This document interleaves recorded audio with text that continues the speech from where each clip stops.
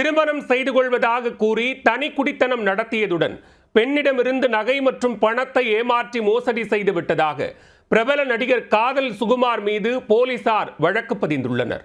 பெண் அளித்த புகாரில் நடிகர் மீது பாய்ந்த அதிரடி நடவடிக்கையின் பின்னணி என்ன? தமிழ் சினிமாவில் சிம்புவின் காதல் அழிவதில்லை. கமல்ஹாசன் நடித்தவர் ருமாண்டி உள்ளிட்ட பல படங்களில் நடித்தவர் காதல் சுகுமார். பாலாஜி சக்திவேல் இயக்கத்தில் வெளியான காதல் படத்தில் இவரின் நடிப்பு பலரின் பாராட்டுக்களை பெற்றது. இதனால் காதல் சுகுமார் என்று அழைக்கப்படும் இவர் 50க்கும் மேற்பட்ட திரைப்படங்களில் நடித்துள்ளார். மேலும் திருட்டு விசில், சும்மாவே ஆடுவோம் என 2 படங்களை இயக்கியுள்ளார்.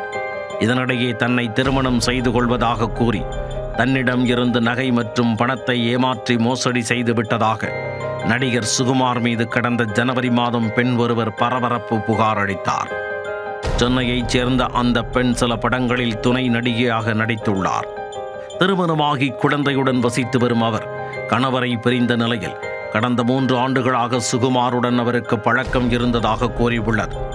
அவரை காதலிப்பதாக கூறிய சுகுமார் திருமணம் செய்து கொள்வதாக கூறி அவரை தனி வீட்டில் வைத்து குடித்தனம் நடத்தியுள்ளார். மேலும் அவரிடம் இருந்து அடிக்கடி நகை மற்றும் பணத்தை வாங்கி வந்த சுகுமார் சமீப காலமாக அவரிடம் பேசுவதை நிறுத்தி கொண்டதாக கூறப்படுகிறது.